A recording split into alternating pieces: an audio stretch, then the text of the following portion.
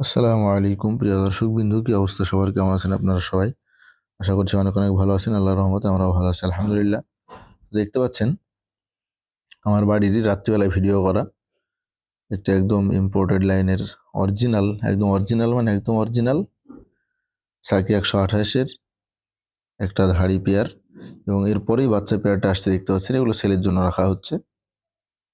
এই দেখতে পাচ্ছেন খাড়ানটা দেখুন কত সুন্দর, শুধু খাড়ানটা দেখবেন কত সুন্দর, অন্য কিছু দেখতে হবে না। এবং শুধু খাড়ান দেখলে, রূপ দেখলে হবে না, গুণটা দেখতে হবে। তো গুণে ওদেরকে আমি বলে রাখি 10-এর আশেপাশে অবশ্যই থাকবে ফ্লাইং।